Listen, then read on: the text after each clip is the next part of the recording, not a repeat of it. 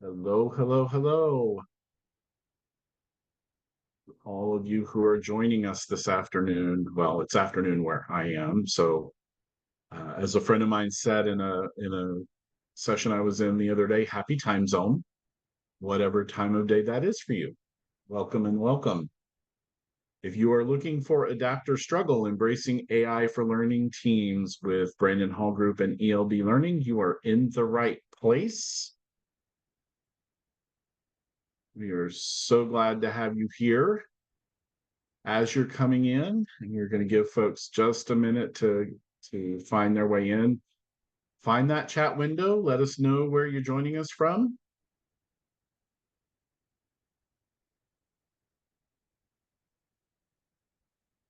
I just saw Cyprus flash by the screen, Ellen and Jerry. Did you guys catch that? That's awesome. I did. LA, Oklahoma, Dallas, Massachusetts, Angola. Guatemala. Wow. London. Into the workday over there. Montreal, Ontario, Toronto. I love it. Love it when we come from all over. It will Thanks never for, not feel special to me to be able to just hop on a webinar and communicate and connect with people from all over the world. yep. It's an It's amazing not thing. new, but it'll always feel special. Yeah. It's remarkable. Sign of the times. If you're just joining us, this is Adapt or Struggle, Embracing AI for Learning Teams with Brandon Hall Group and ELB Learning. Give folks one more second here. So I'm sorry if I look shifty-eyed. My people counters on that part of my screen, so I have to kind of look over there to see how that's running. Awesome. Well, welcome again. My name is Matt Pittman. I'm a principal analyst with Brandon Hall Group, and it's my pleasure to be the host of our session today. Sorry, got to stop. Just saw a note that somebody's joining us from Dahlonega, Georgia. Love Dahlonega, where I went on my honeymoon 30 some years ago. And so great part of the North Georgia mountains. So welcome from all over the place. We're glad to have you here. I am really pleased to be joined today by my friends from ELB Learning, Ellen Burns Johnson, who's the VP of Learning Strategy Growth for the Growth and Strategy team at ELB Learning, and Carrie Weiser, a senior learning strategist and experience designer with ELB Learning. Welcome, folks. Great to have you with us today. And we do It's great to be here. Absolutely. We are going to have a good time today. Sorry, Scott and I are having our own conversation. He got married in Dahlonega. That's how he found it. So sorry, we're having a little personal moment. Back to business. We want to thank ELB Learning for sponsoring today's webinar. ELB Learning offers an industry-leading suite of innovative software and professional services that empower businesses to unlock their people's greatest potential through customized learning experiences. As a full-service learning and development partner, ELB Learning helps clients strategize, develop, deliver, administer, and optimize learning programs tailored to each organization's unique business goals.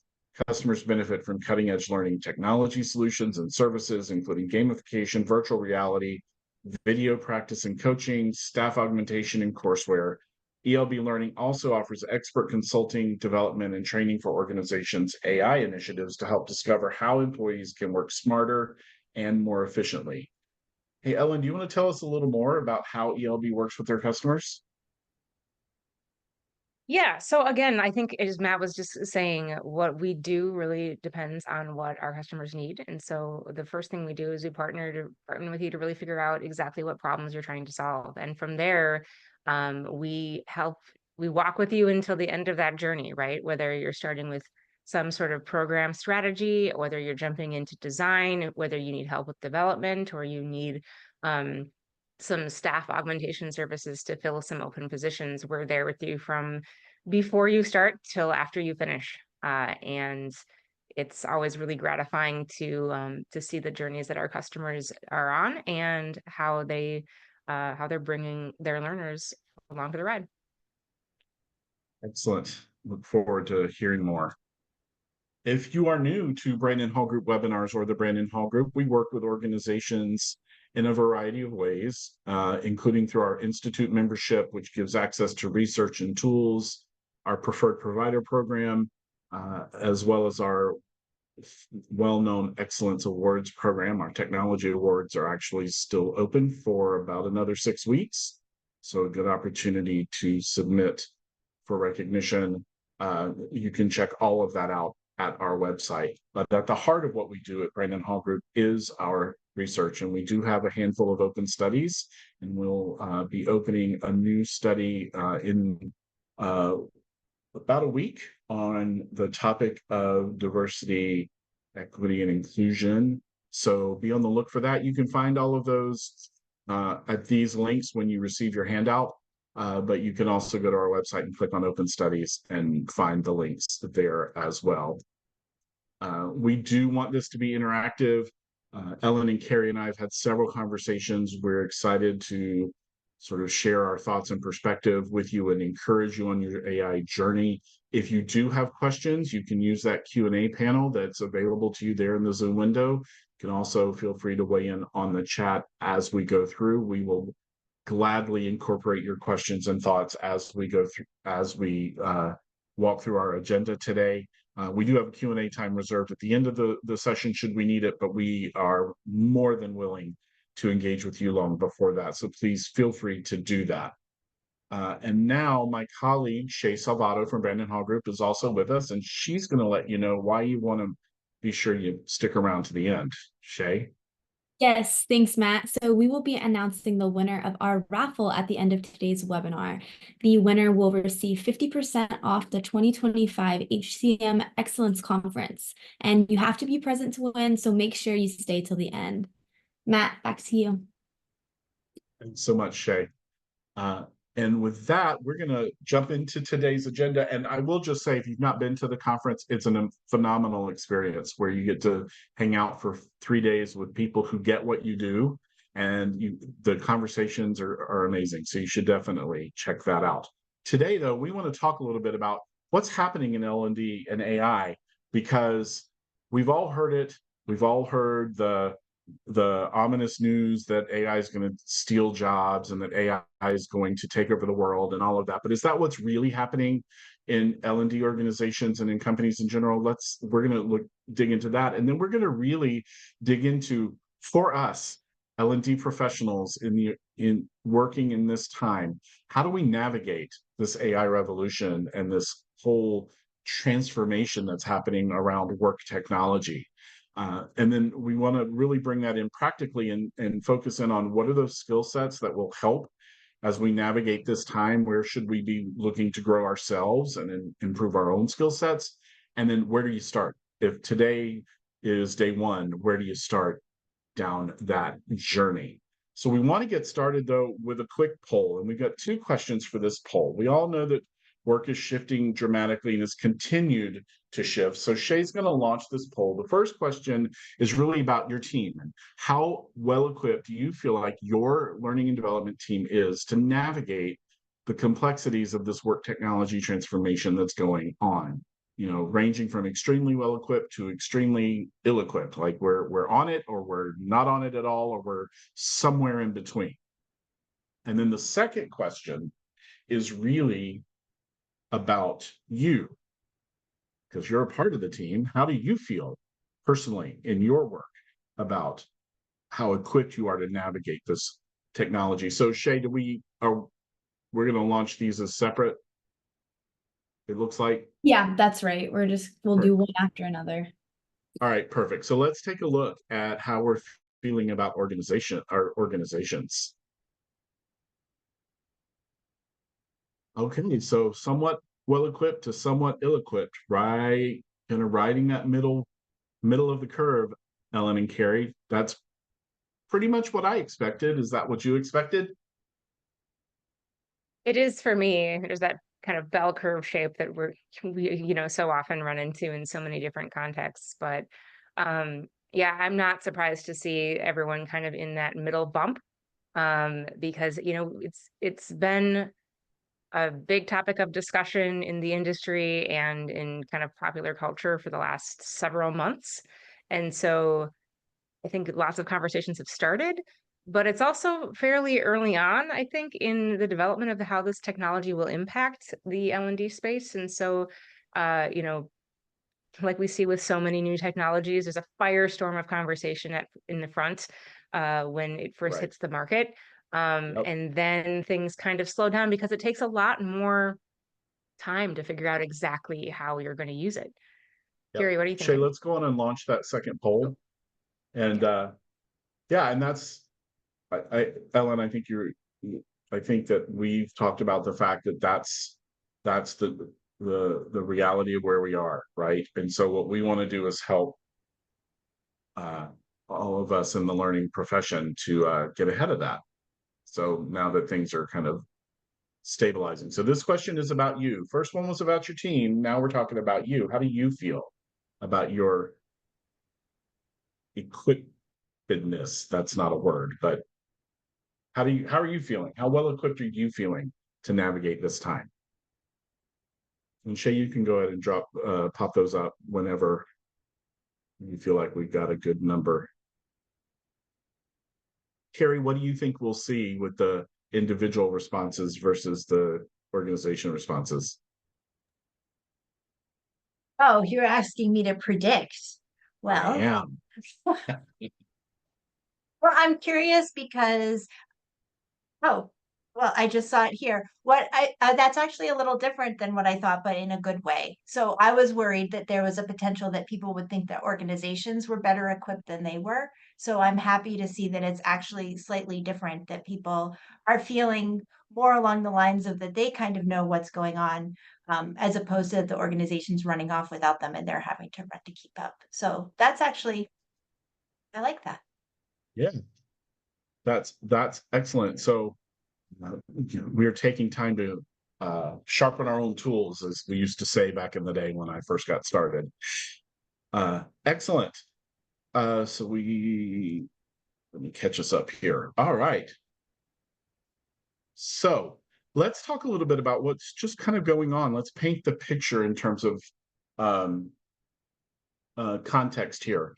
So we know from our research at Brandon Hall Group that companies this year are investing in things like upskilling and linking learning to performance and learning measurement. Technology selection is still at the top of the list. Aligning learning strategy with business goals is still at the top of the list. And when it comes to AI specifically, we know that companies are in that evaluation and testing phase. We're evaluating tools, we're implementing tools in specific teams, running those pilots, building the business case, evaluating those legal issues and the risk factors associated with it. So we know that, the work is not slowing down and we're in that testing phase. And the challenges, and this data right here, this is hot off the press. This is our newest study on the learning revolution, which hasn't even been released yet. That the biggest challenges that are facing L&D teams, like balancing short-term and long-term priorities, collaborating across functions, budgeting and resource management, resistance to change anybody, continue to be top of mind, and they are also challenges that could potentially be impacted in a positive way through the intelligent and smart use of AI. And then my favorite slide, and this one is really hard to read in this format, but don't worry, you're going to get a copy of the slides and you get a link to the recording at the end of our session. What you need to know when you're looking at this is the orange bar and the blue bar represent staffing levels expected to remain the same across L&D, and staffing levels expected to increase across L&D. What you don't see is more than a couple of the gray bars, which indicate staffing is decreasing. So we're still doubling down. We're still committing to the L&D team and its ability to be effective. Ellen and Carrie, how is that resonating with what you're hearing from your clients and customers? I can take that one first, Carrie, and I'll be brief. I think this is interesting because I think this data you're sharing on the graph kind of runs counter to the broader narrative around concerns of AI taking jobs.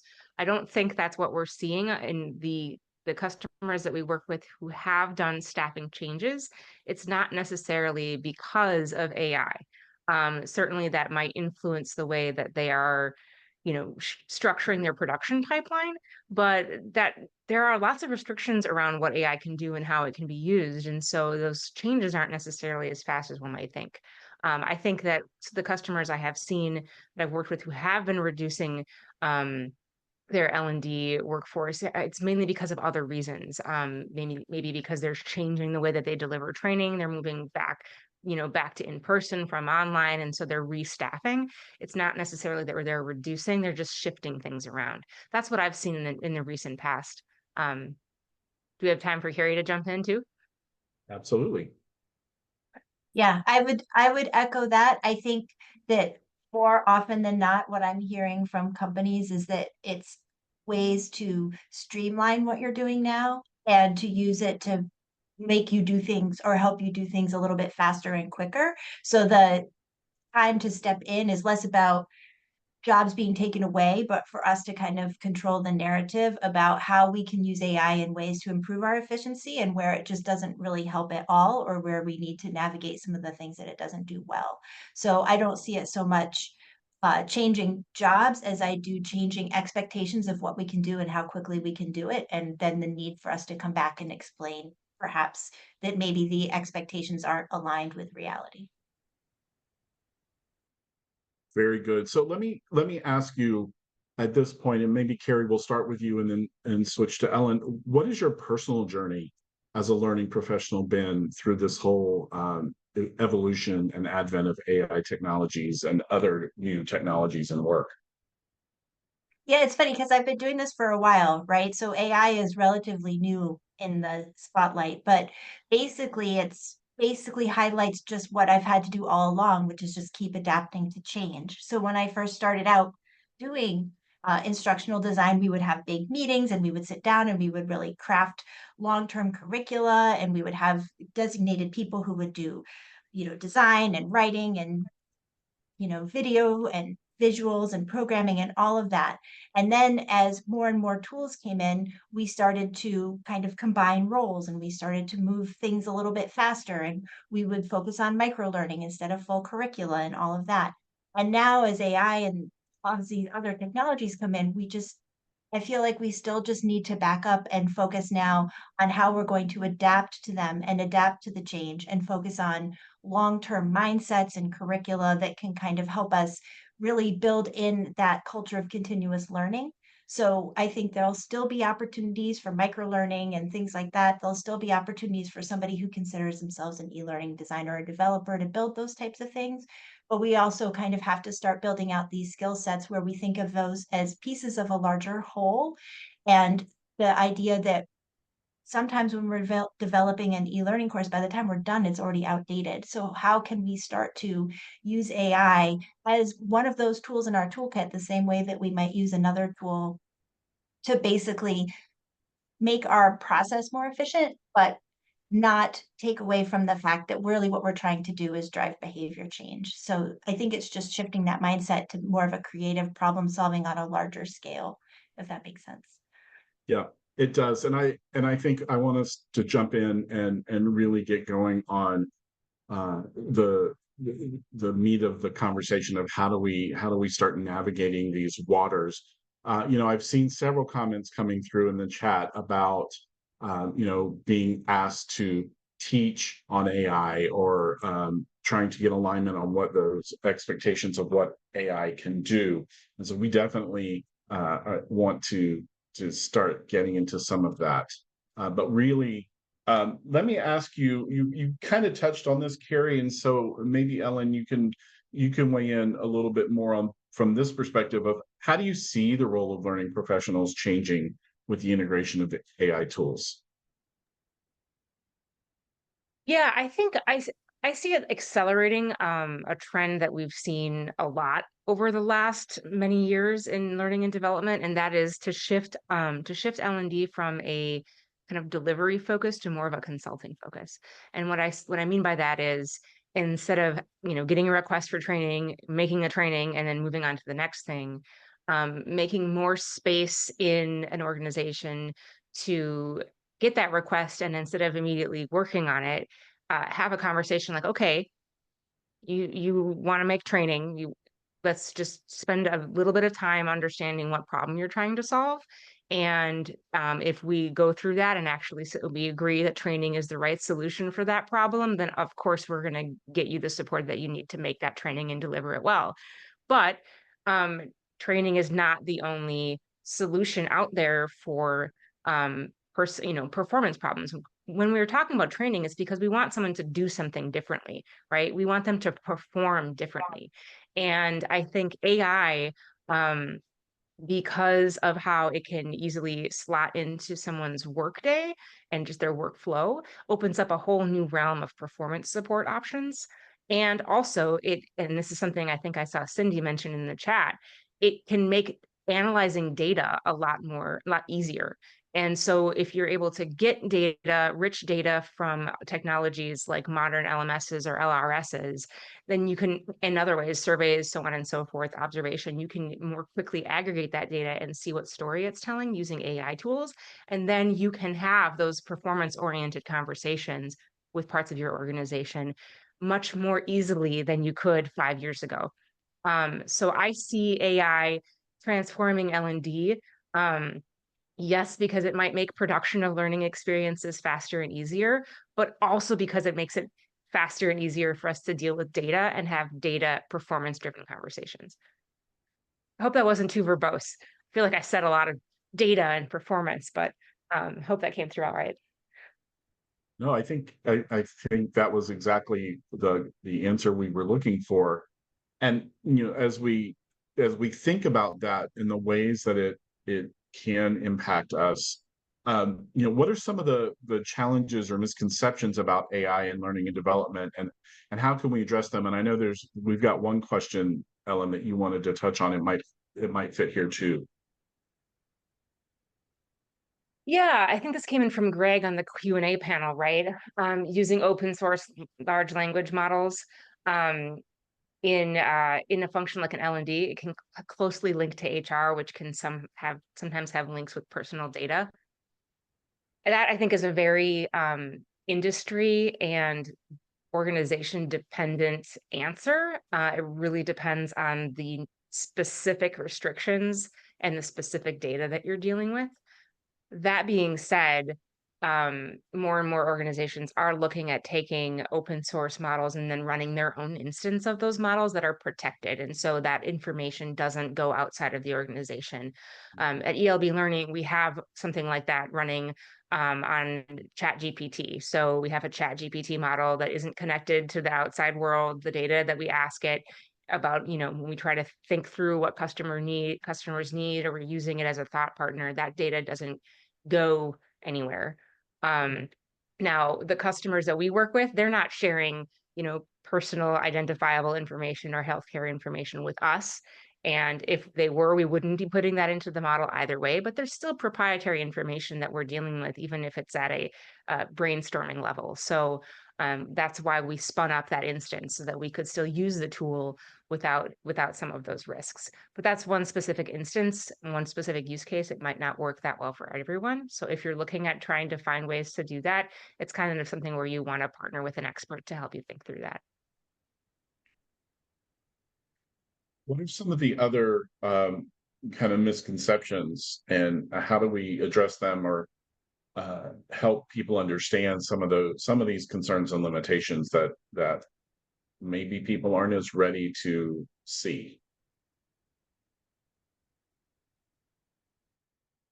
You want me to jump in? So I think one of the things that people are often, I've touched on it earlier, are often talking about is that AI can make things so much faster, right? Or AI can make things so much better. But AI is really just built on the information that we have put in there. So it has our biases, it has our ways of thinking about things. So one of the things that I think is really important as we move forward with AI is just making sure that as we're using it, if there's some way that we can control that narrative to help people understand what it can do and what it can't do. So when you are using it perhaps to draft a script for something, it's very unlikely that that script is going to be the thing that you take all the way to the end of development, right? It's something that you need to work through. It might have some ideas. You might need to validate it. I've talked to people who will put a script in one and then put it in another and kind of like another tool. So put it in ChatGPT, then put it in Gemini and kind of cross reference and all of that. So I think one of the big misconceptions is that it can do everything, but really it can just get you started at this moment. So even if you're using it to analyze data, then you want to make sure that you're going back in and you're going to validate it. So it can make us more efficient. It can get us over that sense of writer's block, but it isn't necessarily going to be able to come in there and do everything for us. So the more that we can talk about it as a tool that we can leverage to help make our jobs easier, as opposed to a tool that is going to do X, Y, Z so that we can do A, B, C, I think that's kind of managing that expectation is going to be really important moving forward. Absolutely.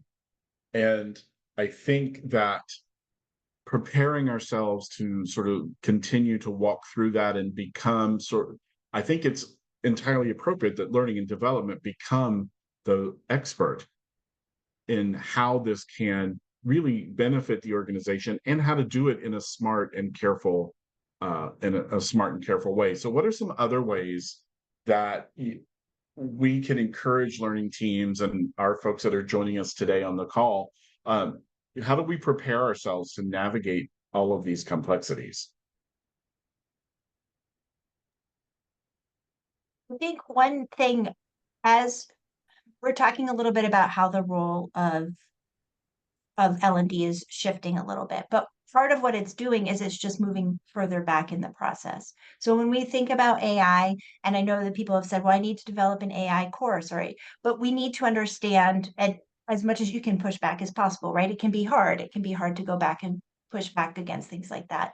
But what we really want to do is we want to identify when we will use that tool, why we will use that tool. So it goes back to things like job and task analysis and setting performance goals and all of that. So instead of just developing a training program about AI, we actually kind of need to back up and talk about how it will be used on the job and create a whole series of resources. It might be a training program to get you engaged with it. It might be also an agent or something that you can physically use that will take you through a process. It might be some chat bots or something like that that you can use to get information. So again, it's this multifaceted idea of pulling together not just what you're going to train on AI, but why and what the goals are and how you're going to track that effectiveness back so that you can keep monitoring and not just keeping up with how AI is shifting, but also keep up with the effectiveness of all these different things that you're trying to do in order to make it usable on the job and relevant, right? Nobody just wants to hear use AI.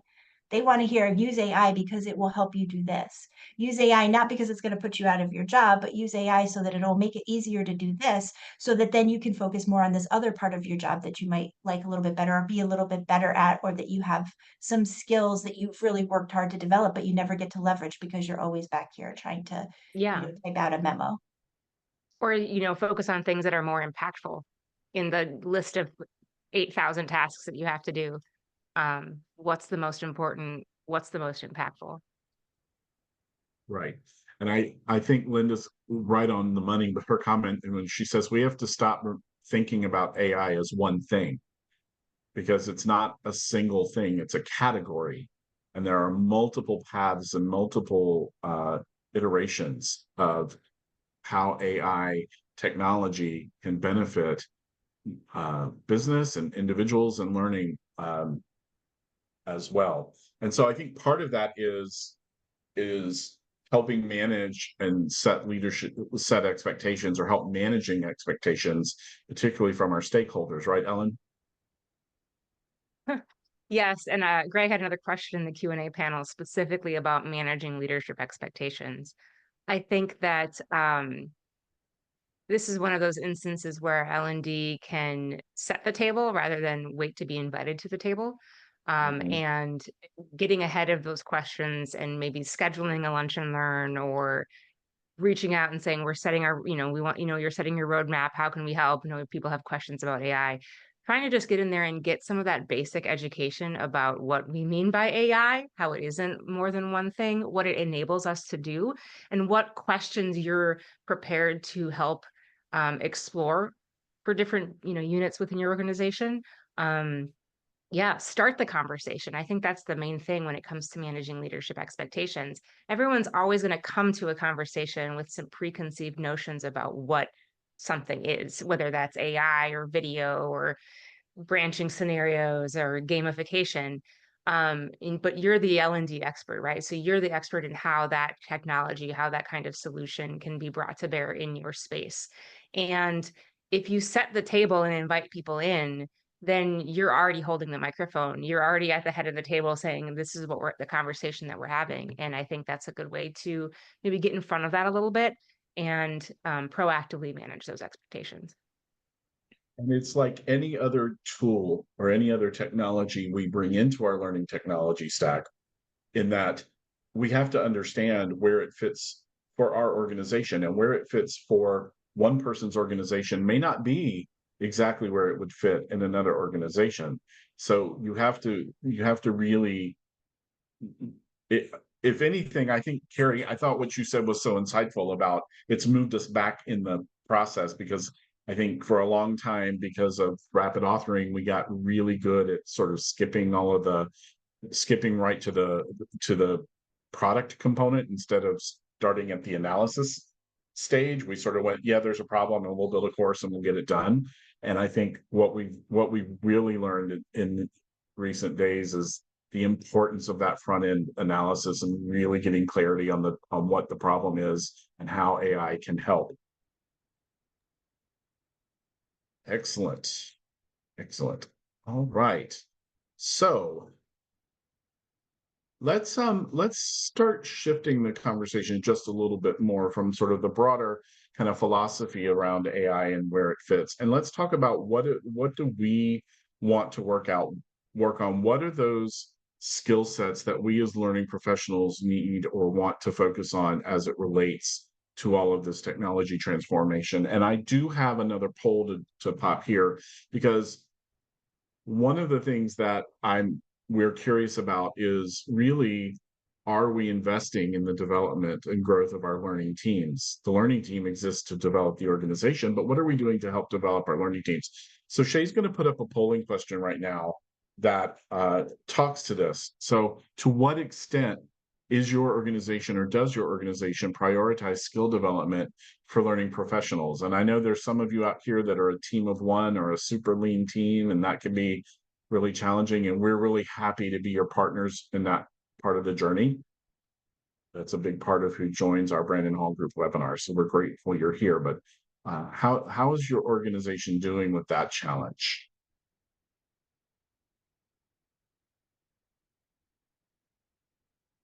All right, Shay, let's take a look.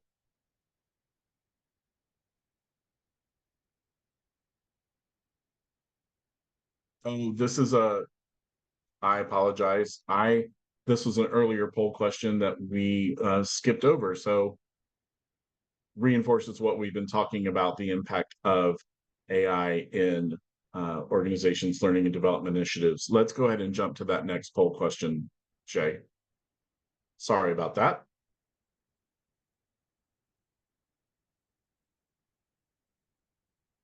There we go.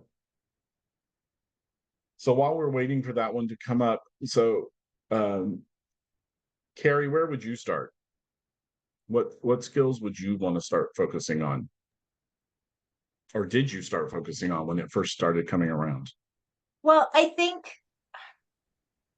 when we're talking about, for me personally, when AI first came around, was basically, we joked about this earlier when we were talking, but the hill that I always die on is critical thinking, right? So it's not just AI is a great technology, right? But I need to vet it the same way that I would vet an LMS, or the same way that I would decide if I needed to use Storyline or something like that. So first of all, it was just that critical thinking aspect. Like, what is it good for? What is it not good for? What is it really going to be used for? What is something that it's not really ready to be used for? Because I think we think about AI and we hear the sci-fi versions of it, and sometimes we get a little bit ahead of ourselves as to what it can really do. So beyond that, like the idea of the critical thinking, then I would move into some very hands-on skills with it, but I don't want to talk over the webinar question. So Absolutely. And so if you take a look there, it looks like a pretty normal distribution. What I love is that the lowest numbers are on the unsure and no priority at all on the development of your learning teams. That's encouraging, right, Ellen?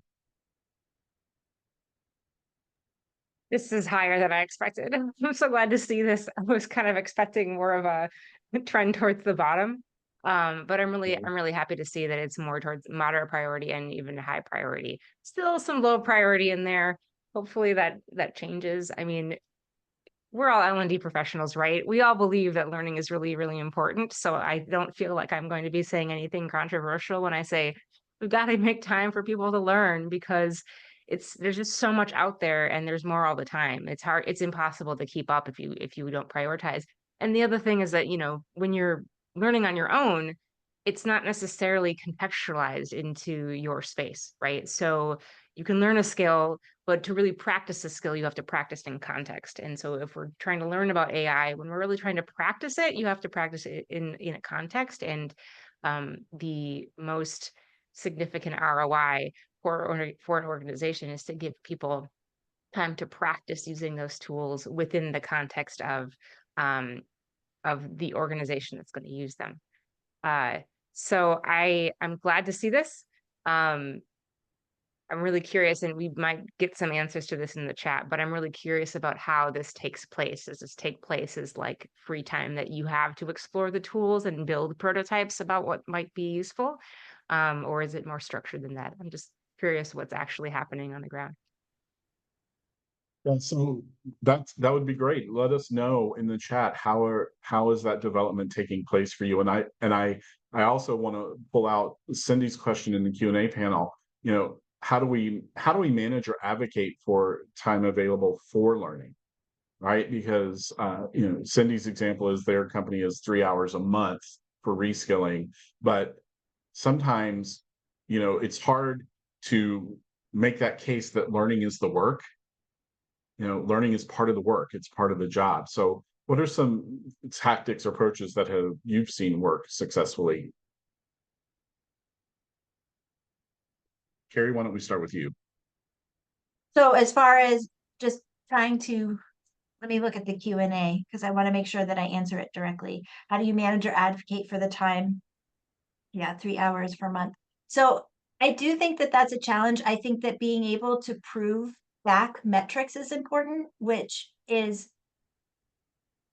because you want to be able to show that the time that people are putting in has a return on investment. And that's notoriously challenging to do with L&D. It's just really, really hard.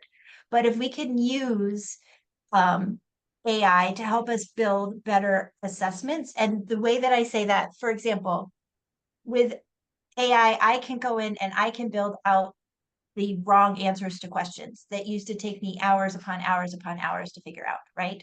I can build out branching scenarios or personas. So there are some things that I can do there to make it easier for me to make realistic, kind of what Ellen was talking about, contextual assessments that will not only show that people how to use those tools on the job, but then also come back with data that tell me whether or not they really are learning how to use those tools on the job, that I can then bring back and say, look at this, we did this before. They didn't know how to do it. Now they know how to do it. They spent this much time training. It had this much time of a impact on that. That's a really hard conversation. I'm not saying that it's easy, but if we can leverage metrics to create better assessments and better tools for tracking those kinds of things, then we can bring that back and then prove that we are making an impact that is then basically bottom line, what people are looking for. Most of the C-suite conversations that I have seen that drive more budget go directly back to proving certain metrics that show that you actually improve performance over time, as opposed to I just put 3 courses up there and people took them. So I think that's really what AI helps us do over time. We'll be able to basically analyze the data better and build better assessments. And it's just a process that we need to do to get there. But it is something that I think we need to drive towards in order to prove the value of what we do. I think, and just briefly to add one thing onto that, Carrie, what I've seen work effectively in multiple organizations, but up close, I've seen it work really effectively in ours, is project-based learning. And so what you can do is you can find You can just through participating in conversations across the organization, you can hear needs from the organization. And then if you are kind of thinking big picture about the team's specific needs for professional development or an individual's desire to learn a specific thing, if you can match those, sometimes you can use you can kind of get those things aligned and put together a brief project-based learning experience. And you can say, okay, this person's going to spend 3 hours a week for the next 4 weeks creating a prototype that might help solve this problem. So you're not necessarily investing a ton of time, and it's not necessarily going to be the most efficient, but you're also not investing, like I said, a ton of resources into solving the problem. And it's possible that you might get something useful out of it at the end. Very least you'll get some answers, and you'll learn a little bit more about some technology that's out there. So project-based learning, I think we've used that effectively in our team. Some of our software development teams also do that really well. And I think that's one way that you can incrementally build some alignment, and it strengthens relationships across the organization too.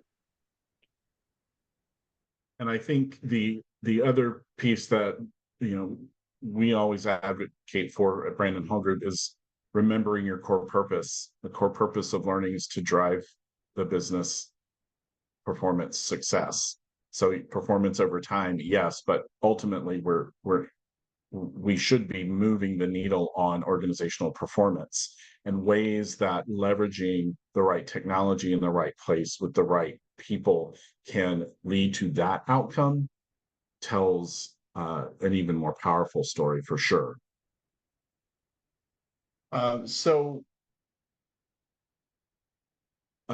Let's talk maybe a little bit more about just practically what are those skills? What are the other skill sets that we need to focus on to stay relevant in all of this transformation that's going on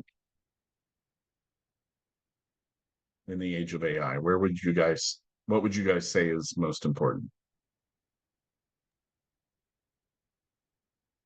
So there's two ways. I think across the board, it's just important to stay flexible, open-minded, curious, which is a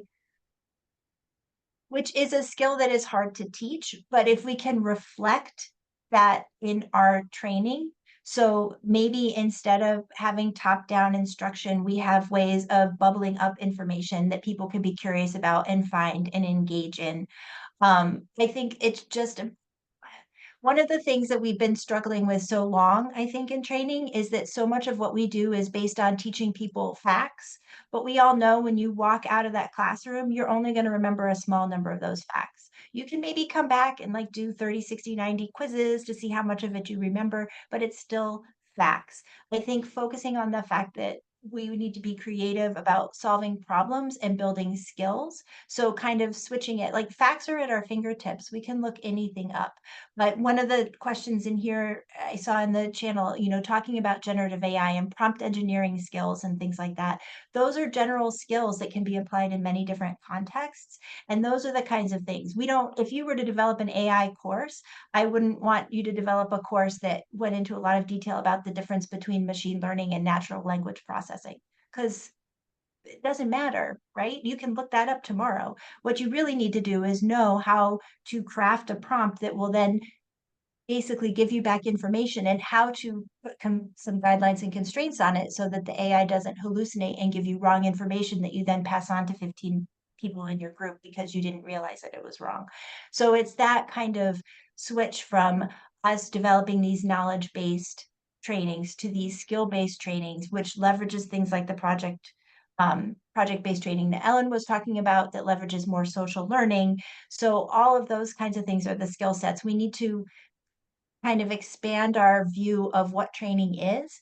And a lot of what I've been spending my time in is just diving into a lot of different ways. How can I create learning experiences for social learning that go beyond discussion boards? Right? Because every time, if I'm taking a course and there's a discussion board, I'm immediately like a little bit scared because I don't know if I want to do that. So I'm trying to find ways that I can leverage the technology and build things out to that's where I'm spending a lot of my time. So how can I use AI to help me build a variety of different experiences that can all work together to make people more curious and invested and engaged in the learning process?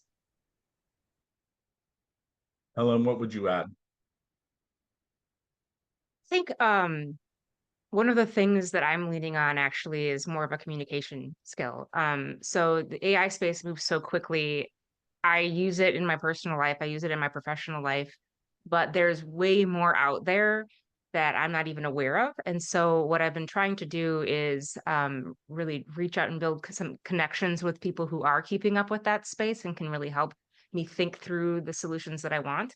And I'm trying to get better at articulating what I want to accomplish, right? So, hey, I have this problem I'm perceiving on with many of our customers. I I want to solve it in this way, or I think this is an opportunity that we can help. Is AI part of this, or help me think through the different tool sets and technologies that we could use to put this together? And so I'm trying to do more around communicating what my intent is for solving a given problem, and then trying to reach out and lean on my existing relationships to get the specifics in there, because um you know, people will love to talk about AI. That's why we're all here, right? But the people who've spent a lot of time and continue to spend time keeping up with the field and understanding the technology on a deeper level, they want to share their expertise, right? So I don't have a ton of trouble getting somebody to help me think through what that is. So I just kind of I've been trying to hone my ability to articulate what I need and what problems we're trying to solve. Because then I can get help elsewhere in actually getting the details right. And I think that moves us really well into the conversations that you and Carrie and I have had about, where do we start, and the thought process around kind of that focus on mindset. So I'm gonna take us to that for a quick second, because there's still a handful of really good questions that I think we want to get to. But what I'm hearing both of you say is really get your mind in alignment with the fact that this is definitely happening. And so continue to be committed to your own learning and being adaptable as things evolve, being as educated and knowledgeable as you can be about the actual technology and the ways that you can use it. The thing I've always encouraged folks to do is, just if you're not using it yet in your work, start using it where you can within the parameters of what your organization has put in place. Talk to us a little bit, Ellen, about this focus on mindset and why that's the right place to start. Yeah, I think focusing on mindset, if we contrast that with focusing on delivery, rather than learning how, learning specific technology to deliver faster, that might be part of what you can do. But if we're focusing on mindset and making ourselves a little bit more agile in our thinking, then I think that moves us from optimizing a workflow around courseware to optimizing our workflow around problem solving. And that's more valuable to the organization as a whole, right? In most cases, our ability to deliver and launch courseware or deliver training programs isn't necessarily the main product that our organization is putting forth to the public. And so if we're thinking more on this adaptable, continuous learning mindset, if we're thinking about the problems we're trying to solve more from a design thinking perspective, it puts us closer to the public facing deliverable that your organization is putting together, the product, the service, so on and so forth. That's not to say that courseware will never be a solution that we want to do, or there will never be a training program, but I think it broadens what we consider to be an L&D solution. And that's a mindset shift, right? I know there are a couple questions in the Q&A that I said we were going to answer live, but we'll get to those, I think, in the Q&A session that's coming up in a bit. Yeah, absolutely. But to answer your specific question, question, Matt, that's what I'm thinking. Yeah. Yeah, absolutely. And I think we can start to move to those questions. Carrie, do you want to add anything to the mindset conversation before we do that? No, I think that's good. Let's go to the questions. And I just wanted to mention that there was some chat here about legal issues. So if we want to do that as part of the Q&A too, because we've gone through those same issues, so we feel it. Absolutely. So let's just jump now to answering as many of these questions as we can in the next few minutes, and really kind of digging in there. Why don't we start with the question that I love, which is how can we leverage AI for learning in the flow of work, which was in the chat a little ways back. Yeah, I saw that come through too. I can't remember who posted it, but there's also a related question in the Q&A panel from Gregory. So um, I think one of the easiest ways to leverage AI in the flow of work for someone who is trying, if you are working on problem solving, one of the easiest ways to do it is to do something like create a GPT. And I'm not familiar enough with the other platforms to know what it's called in other platforms, with Claude or Gemini or anything like that. But essentially what this means is you are taking your model and you're creating almost like an instance of the model that's more narrowly focused on a specific problem. And so you tell the AI to adopt a specific persona. You tell it to the type of problems that you're going to ask it to solve and how you want it to approach those problems, and then what format you want the solutions to be delivered as. And you can do this. I've done this for everything. Like let me just open up Chat GPT right now. I've got case study assistant, an RFP response analyzer, a presentation bot. I also have a Jira bot that helps me put together queries in Jira because that's a nightmare. I have to do it on my own. Business analyst bot. For some reason, and I don't remember why, I opened up a lyricist GPT that I guess I wanted to write a song about something, and so it helped me with that. And there are thousands, millions of these bots that are already structured, but you can create your own in only a few minutes. And so what you can do if you have your own organization's instance or subscription to one of these models is you can make those available to other people in the organization. And you can also take documentation and you can train your bot on that documentation. And I believe you can restrict it so that it's not trying to pull in information from anywhere else. It's only ever referencing what you give it.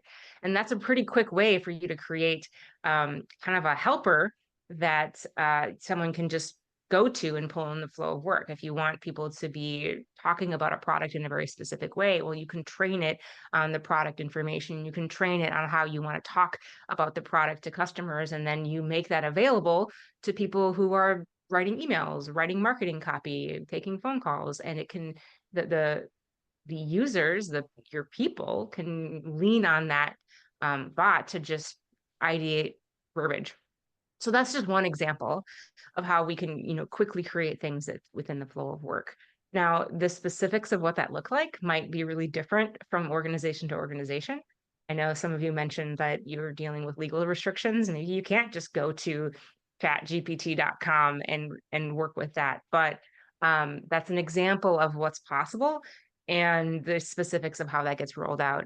It's really different from organization to organization. But that's just kind of one example of what we can do right now. In the future, I think it'll just be easier to access those and faster.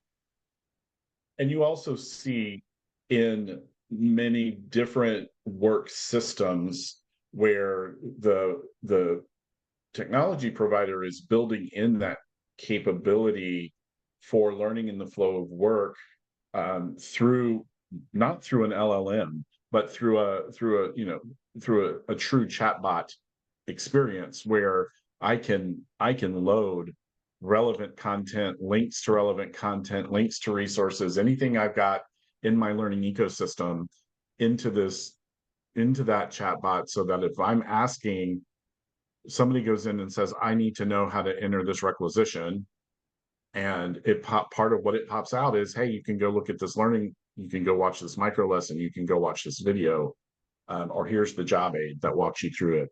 Those are some other more practical ways that are already available out there as Yeah. well. I've done some call center training too, where they have these huge knowledge bases that are stored in places and you can only find the article if you type the exact, title of the article. And so a lot of your training is focused on how do you type the right title of an article to find it in the knowledge base. But if you can use a chat bot, then that can help you search that. All of a sudden you've cut your training time because the chat bot makes it easier. And you've also cut the time that it takes to find the article. So you've improved customer service. So that's one example. It might not necessarily be direct learning, although you kind of need that job aid to do the thing you need to do, but it does help just make it easier to find information. And I think that's one of the things over and over again in a lot of the curriculum that I design is how do we get people to find the right information at the right time? And if we can leverage AI to help us do that, then when we start to develop content, it can be more about how do we train them to do the things that they need to know before they do this? How do we train them to do the things that can help them do it better, as opposed to how do we train them to do this thing that they won't remember tomorrow? So. Right. That's very, very true. And I think it's important that we circle back to and talk a little bit about the fact that for all of these well-known publicly available generative AI platforms and tools, ChatGPT, Claude AI, Gemini, there are applications to that where you can, to Ellen's point, close that off from the open web. So you're not, if you're leveraging it on behalf of a team and your organization has made that decision, then you do have safeguards that are in place. I know there's a lot of concern about releasing intellectual property into the LLM and into the web, and it's out in the world and we can't get it back. And I think that that is part of the evolution of this technology that is in those specific contexts much more secure than if you just go to the free site and start asking it questions and uploading proprietary documentation. That's probably not the right approach to take. Awesome. I think this is what we know. We have scratched only the surface of a very big, very deep issue. Ellen and Carrie, I want to thank you guys so much for your time and expertise today.